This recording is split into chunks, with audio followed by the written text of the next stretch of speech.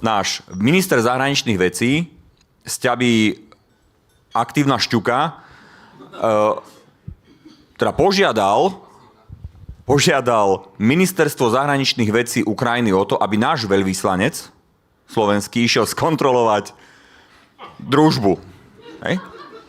A teraz si predstavte len normálne, že keby sa to podarilo, hej? Že náš veľvyslanec tam príde v tom obleku, tam príde s nejakou lupou, či to funguje, hej? Ako to je... Si predstavte, keby sa...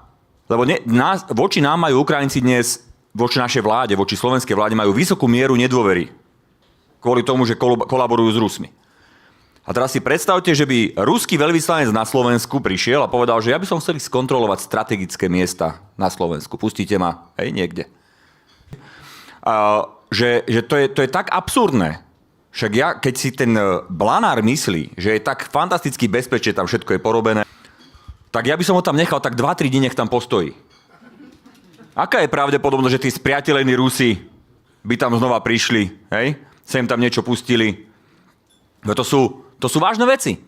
A oni takúto blbosť povedia, normálne, že na tlačovej konferencii, a do toho Fico, myslia o sebe, že je niečo viac ako každý ostatný, tak on povie, že ja som dostal utajené informácie zo spravodajských služieb a tie hovoria, že je to opravené.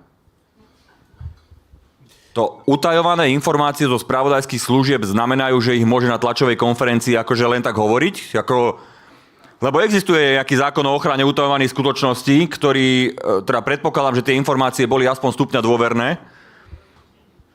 Ja neviem teraz, ja som to aj povedal aj verejne a hovorím to aj tu, že možno, že v rámci teda takého znovu obrodenia pána generálneho prokurátora by bolo fajn sa pozrieť aj na toto. Lebo toto je podľa mňa normálne, že buď Fico klamal celý národ, alebo hovoril pravdu a tým pádom porušil zákon o ochrane utajovanej skutočnosti.